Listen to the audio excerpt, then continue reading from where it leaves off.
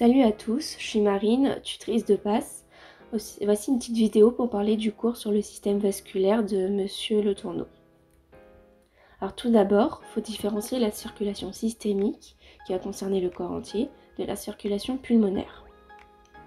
La circulation systémique, c'est genre la vascularisation cérébrale, coronaire, hépatosplanchnique, musculaire, etc. Ce sont des circulations dites en parallèle, c'est-à-dire que le sang qui va passer par exemple dans le foie, il ne va pas passer non plus dans le cerveau. Au contraire de la circulation pulmonaire, qui est dite en série, c'est-à-dire que le sang il va passer à la fois dans les poumons et dans le cœur. On a différents types de débits sanguins. Donc les débits sanguins par exemple, ils sont plus importants pour les organes qui transforment le sang, tels que hépatosplanchnique, notamment après un repas, rénal constamment pour l'élimination des déchets, ou encore pulmonaire. Par exemple, la circulation cutanée aussi, elle joue un rôle également important dans la modification du sang pour la thermorégulation. Le muscle cardiaque, il a un débit de 200 ml par minute, soit 4% du débit cardiaque, sachant que le cœur, il fait 0,4% du poids du corps, donc il a un fort débit par rapport à son poids. Et en même temps, c'est le muscle le plus actif du corps, parce qu'il bat 100 000 fois par jour. Après, on peut voir par exemple que le cerveau, il a un débit sanguin constant, qu'on soit à l'effort ou au repos. Donc maintenant, on va parler des circulations coronaires. Donc on a deux artères coronaires, une artère coronaire droite et une artère coronaire gauche, qui vont être réparties en couronne autour du cœur. Ces artères coronaires, elles naissent au niveau du sinus de Valsalva, qui est un renflement situé juste après la valve aortique, au niveau de l'aorte initiale. Pour chaque cust, il y a un sinus de Valsalva, qui correspond aux 3 feuillets au cust de la valve aortique. On a le cust antéro-gauche, antéro-droite, non coronaire ou postérieur. On peut trouver des bicuspidies, qui est une anomalie congénitale très fréquente, mais qui n'est pas très grave.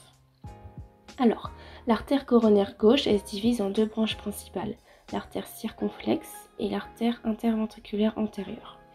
L'artère interventriculaire antérieure, elle est au niveau du septum interventriculaire et elle circule entre les deux ventricules jusqu'à la pointe du cœur. L'artère interventriculaire antérieure, elle va donner des branches septales qui s'enfoncent dans les septums interventriculaires et les vascularisent, et des branches diagonales qui vascularisent la paroi du ventricule gauche. L'artère circonflexe, elle se jette dans le sillon atrioventriculaire gauche, plutôt vers le côté postérieur. Elle va aller jusqu'à la croix du cœur, qui est l'intersection entre le sillon atrioventriculaire et le sillon interventriculaire. Cette artère circonflexe, ça va donner des branches septales dans la partie postérieure et inférieure du septum, des branches marginales, branches rétroventriculaires et branches interventriculaires postérieures. L'artère circonflexe, elle est relativement courte comparée à l'IVA qui est beaucoup plus longue. Donc, l'artère coronaire gauche, elle vascularise essentiellement le côté gauche du cœur. L'artère coronaire droite, elle va donner des branches marginales pour la paroi libre du ventricule droit, puis elle va aller dans le sillon atrioventriculaire et elle va donner une branche rétroventriculaire gauche qui va rejoindre l'artère circonflexe et une branche interventriculaire postérieure qui, elle, va rejoindre l'artère interventriculaire antérieure. Mais on a une dominance droite-gauche. Ça veut dire qu'on a une seule artère rétroventriculaire gauche et une seule artère interventriculaire postérieure. Parfois, ces artères vont venir de l'artère coronaire gauche ou parfois de l'artère coronaire droite. Dans la plupart des cas, ça provient de l'artère coronaire droite. Donc, on a 3 artères coronaires, mais seulement 2 qui naissent au niveau du sinus de Valsalva. Les artères coronaires, elles circulent à la surface du muscle cardiaque, au niveau de l'épicarde. Donc on rappelle que l'épicarde, c'est la partie externe du myocarde, alors que l'endocarde, c'est la partie interne du myocarde. Donc la circulation coronaire, elle est considérée comme terminale, c'est-à-dire qu'il n'y a pas ou peu d'anastomose entre les circulations coronaires droite-gauche, et ça ne va pas se prolonger par d'autres circulations. On n'a pas de possibilité de suppléance entre les deux artères coronaires. Par exemple, l'infarctus est lié à l'obstruction d'une artère coronaire, donc tout ce qui sera en aval ne sera plus vascularisé. Donc la circulation coronaire, on a dit qu'elle partait de l'épicarde jusqu'à l'endocarde. La circulation coronaire, c'est la seule circulation à prédominance diastolique. En effet, c'est parce que lors de l'éjection du sang par le ventricule gauche, les cusps aortiques, donc par où sortent, les artères coronaires vont être fermées. Donc, il ne pourra pas y avoir de sang dans ces artères coronaires. Alors que quand on est en diastole, ces costes aortiques vont être ouvertes, donc le sang, il va aller jusqu'aux artères coronaires. Donc on a dit que le débit myocardique, il était de 200 ml par minute, et il peut être augmenté x5 lors d'un effort. Et le réseau capillaire, il est très important au niveau du cœur. On a plus de 4000 capillaires par millimètre carré, parce que c'est un muscle qui fonctionne en permanence, donc il a besoin en permanence de nutriments, et comme ça, il n'est pas fatigué.